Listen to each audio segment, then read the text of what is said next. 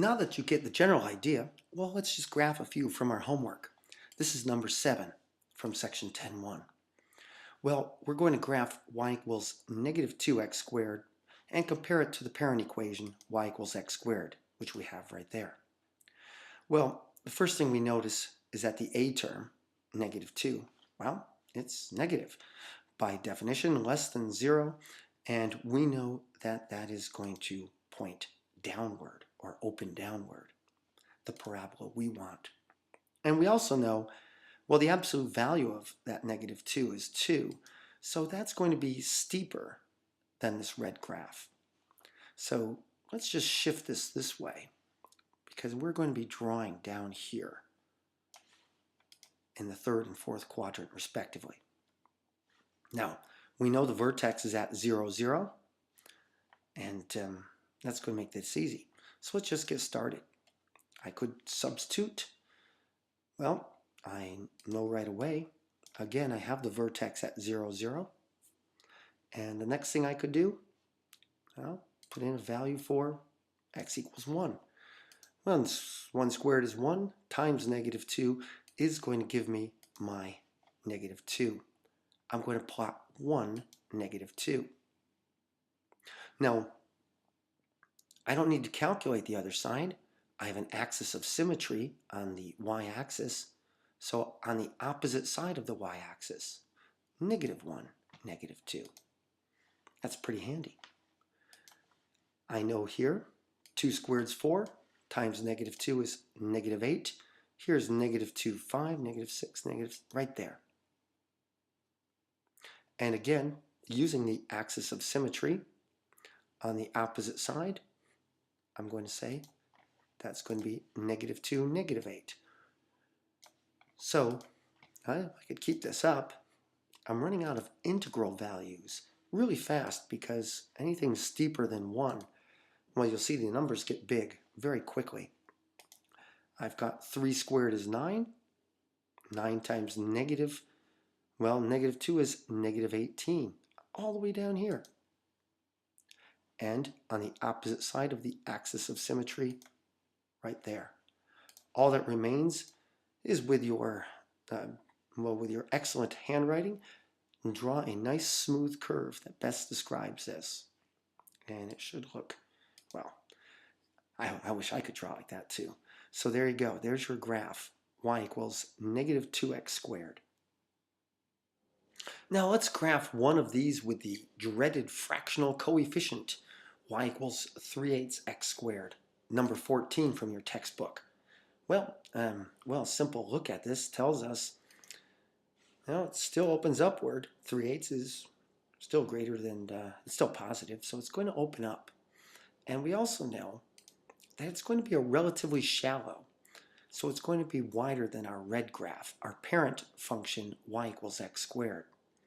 So let's just work on, again, on one side of the axis of symmetry, and then we'll take it from there. Yeah, there's a lot of work on these, just a lot of arithmetic. Remember, all you're doing is taking, in this case, 1 squared, 3/8. Well, 3/8 of 1 is 3/8. And when I see that, I'm going to plot it here. This is the value x equals 1. And right here, this point is going to be, well, roughly 3/8 of the way from 0 to 1. That's all you got to do. After all, it's kind of a sketch. And then we're going to say, okay, let's take 3/8 times 4. Well, at least I can divide out if the 4 is there. So this one comes out a lot easier. And we're going to see that that's going to be 3/2. So we're going to plot this here, halfway between the 1 and the 2. Okay, so again, brushing up on our fractions here, 3/8 times 3 squared, or 3/8 times 9, and, well, 27/8. Well, okay, that's not so bad. 8 goes into 27 3 times, and there's 3 left over. So it's 3/8 of the way from here, from y equals 3 to y equals 4. So a little less than halfway. Okay, you're getting the point here. Okay, so now we get an easy one. As you can see, every fourth, I guess every fourth whole number, we're going to get an easy one. 3/8 of 4 squared, 3/8 times 16. The 8's divide out nicely, and I'm left with the whole number 6. Finally, an integral point right there. And now for 5, well, that's going to be, again, 3/8 times 25, 75/8. Well, let me see. You know it's a little less than 10, so it's going to be 9 times. 8 times 9 is 72 with 3 remainder. 3/8 of the way from 9 to 10. Okay, and let's just throw in one more point, and we'll say 3/8 times 36. 6 squared is 36. I can divide out the 4's now, so that helps out a little bit, and I can see 27 halves. Well, 27 halves, and again, this is x equals 6, and I'm up here at 13. 13 times 2 is 26, halfway between the 13 and the 14. I'm right there. So now that you've got all this worked out, well, let's just put their mirror on the other side, mirror those points, and let's draw a nice smooth curve as best as we can. And there you go. Y equals 3/8 x squared. Well done. Well, let's graph this equation. Y equals x squared plus 6, comparing it to our parent equation. Well, you can see the coefficient of x squared, still 1. We're just going to slide this graph up 6 units. But again, you're doing this on paper, so let's see how it's done. Well, analyze a little bit here. Yeah, it opens upward. And again, my c term is positive 6, so I'm sliding upward 6 units above the origin. Now, if we're trying to figure that out, we could do it a couple ways. Well, we can just say, first off, we need to find the vertex. And my new point here, I'm just going to say is right here, 6 units up, right there. The new vertex is going to be 0, 6. After all, when x is 0, x squared is 0, 0 plus 6 is 6. Well, you see the pattern. 1 squared is 1 plus 6 will give me 7. 2 squared is 4 plus 6 will give me 10. 3 squared is 9 plus 6, which will give me 15. 4 squared is 16 plus 6, which will give me 22. Now I could keep going like this, but there's a little shortcut we can do here. Just imagine from here, after all, it's just x squared. Just imagine I'm shifting this red graph up here.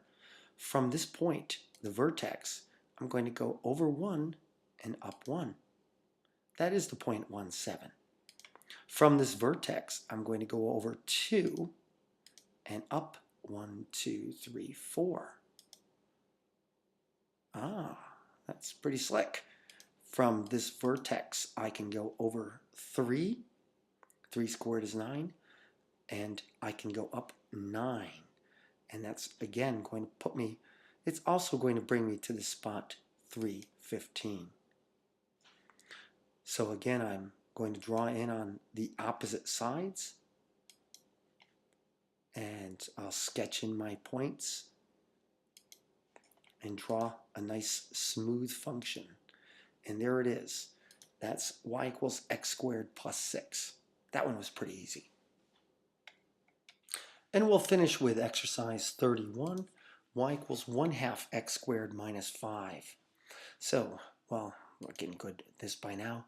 This one, of course, opens upward. It's a little more shallow.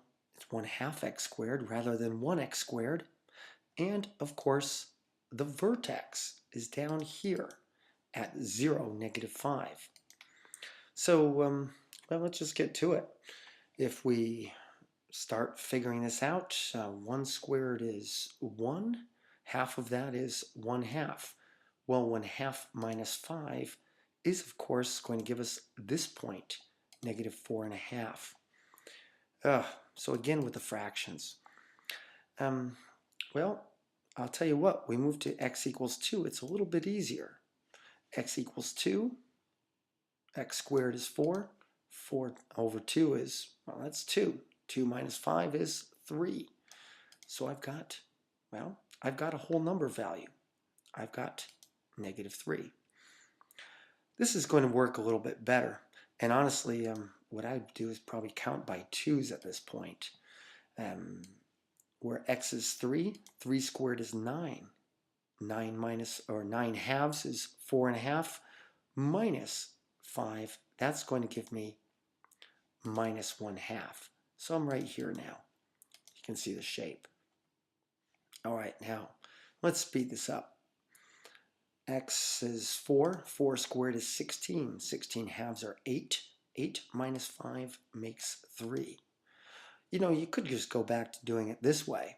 Starting at my vertex, I'm going to go 4 units to the right. That's x equals 4.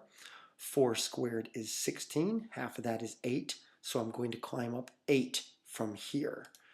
And this will be 5, 6, 7, 8. So I'm looking at this point right here, 4, 3. Either way you do it, it's going to work out fine. So now I probably would just want to skip ahead a little bit here, and I'll just go for 6 here. And, well, let me see. 6 squared is 36. So I've got 36 halves minus 5. Well, that's 18. And 18 minus 5 is 13. So I'm just going to skip the 5 altogether and go over here where x is equal to 6. And again, we said 18 minus 5, that would be 13. And we should be right up here. And now we can plot the points on the, well, on the mirror of this thing here. We'll just say, oops, missed it. Over here, 4, 3. And again, reflecting over the axis y equals 0, or x equals 0, sorry. 6, 13 on the opposite side of the y-axis, negative 6, 13.